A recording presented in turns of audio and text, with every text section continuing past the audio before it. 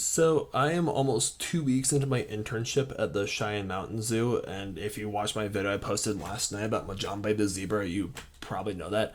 My roommate Kelsey works with lions at the Cheyenne Mountain Zoo, so I asked her like a week ago, hey, is it sacrilegious if I go to see a movie with Idris Elba hunting like a rogue lion if I'm like interning at a zoo?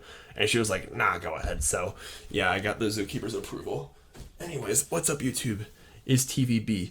And a few nights ago, I saw Beast starring Idris Elba, and I just watched Rise of the Teenage Mutant Ninja Turtles, the movie, on Netflix. I got a special request from my good old man, Dailyrax Gaming, to do so, asking you, shall I see? If this is the second time he's like asked me to review a movie that he's wanted me to watch, so I'm doing so anyway. The first time I did so was way back in like February. He asked me to review Uncharted.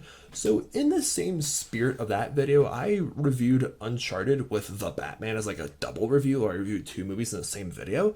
I figured I could, I've been wanting to make these kind of videos on a more regular-ish basis. I figured here's another double review for Rise of the Ninja Turtles, the movie, and Beast. So let's start with Rise of the Teenage Mutant Ninja Turtles. I have not watched the Rise of the Teenage Mutant Ninja Turtles TV series, nor have I watched the 2012 reboot of Ninja Turtles, but this movie really made me want to do so because I grew up a tremendous fan of the Ninja Turtles. Like, I collected so many action figures. I watched the Cartoon Network series like religiously when I was a kid, and like the two like live action films that we got like back in 2014 and 2016 of the Ninja Turtles, I enjoyed both those movies for what they were. I mean, yeah, they weren't great, they had their issues, but they were fun nonetheless. So yeah, this film really it's up on Netflix, really made me want to watch more of the more recent Ninja Turtles stuff that's come out in the past 10 years, because I had a really great time watching this film on Netflix, and maybe want to like appreciate like streaming service movies on a more regular basis. Like, the animation in this movie is flawless. Like, it's bright, it's colorful, the lighting is very sharp and on point. There's different angles, and like it just embraces animation. I feel like animated movies in more recent memory have sort of embraced the whole cartoonish nature of this like medium, because that's the whole point, is that you can get away with physics. So yeah, characters are going to jump excuse me, characters will jump around different locations, and it's going to look a little goofy, but it fits the story and it fits the premise. And Ben Schwartz is voicing Leonardo, which I thought was a really great choice casting wise, because Ben Schwartz did an excellent job voicing Sonic and Sonic the Hedgehog movies. And yeah, I'm really happy that he's getting more work, because he's a phenomenal voice actor. And I noticed that like throughout like previous like Ninja Turtles incarnations, Raphael has always had anger issues. He's always been the hothead of the group. That's just his thing. But in the recent films, with produced by Michael Bay, he like was buddy heads with Leo, not because like Leo was being childish or immature or just like not taking his responsibilities seriously, but he was like, Leonardo was taking his responsibilities seriously, but in a way that Raphael wasn't really approving of, because maybe Raphael was jealous. While this movie, it's because Leonardo is arrogant and he's cocky and he doesn't listen to anybody and just does what he wants because he's the hero and he's the leader. It's like, you guys need me, I don't need you. And Raphael will try to like knock some sense in him the entire time because of that. And Casey Jones is actually a pretty effective lead, especially at the start of this film when he gets blasted back in time to like get the turtles, and April O'Neil and Splinter like save the world from the Krang. Yeah, I thought everyone bounced off each other excellently. And I think where the movie really shines is like the action scenes. For like a TV movie that's like rated Y7, it is intense. Like, seriously, when did Nickelodeon get so dark with its action scenes? Like, there was a lot of like really just intense moments where I was on the edge of my seat, and like the Krang is like, what Krang does, that like these alien monsters, they possess like things and they become like all purple and gooey looking, and it's like, ooh, I could scare the heck out of some kids. So I'm glad Nickelodeon's like pushing the envelope with something like that in terms of like darkness for like their animated stuff, I guess. And yeah, the ending to the third act is very like, it was emotional, and everything just came full circle, and without spoiling it, ends on a very positive note. And I hear that the Rise of the TMNT like TV series went from 2018 till 2022.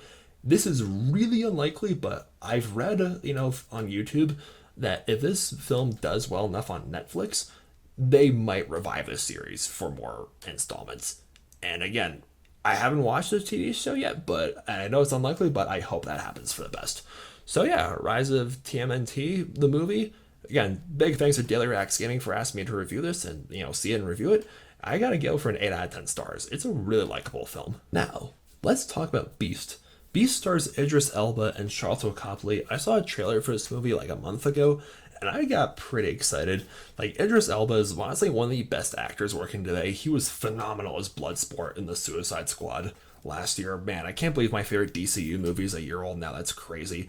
And Sharlto Copley is my pick for the most underrated actor. You could have the worst movie with Idris Elba or Sharlto Copley, and those two will still be like in the standouts for their respective films. The fact that they're in like the film together that got me very excited, because Sharlto Copley, if you've seen like District 9 or any film directed by Neil Blomkamp, that's Elysium or Chappie, or like even like Hardcore Henry or Gringo, like even though like not all those movies are very even if the movies he's in isn't that good, Sharlto Copley will always just bring it, and I really hope that more people recognize that in the future, going forward. And yeah, like I said, both those two characters are the standout in their films. Like Idris Elba, he plays a dad. He's taking his daughters to South Africa where they visit Sharlto Copley. He's an old family friend of theirs. And Sharlto Copley, he's like a game ranger at this like National Reserve. He like studies lions. There's this one lion that's gone rogue. In the trailers, when I saw the trailer, I thought this lion that is the main threat for the film is killing out of sport.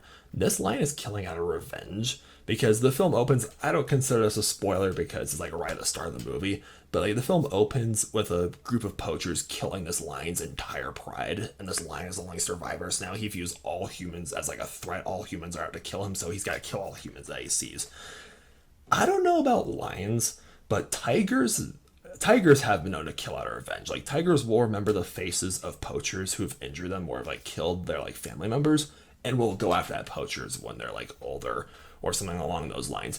I don't know about if lions do that, but I'm really like that whole concept of like animals like not killing for food or self-defense or sport, but killing out of vengeance is a very interesting concept. I don't know how accurate in real life it is, but it was very interesting how this film played on that. And there are definitely some edge of your seat moments, and some very satisfying moments as well. Like, some scenes were very well choreographed and very well executed.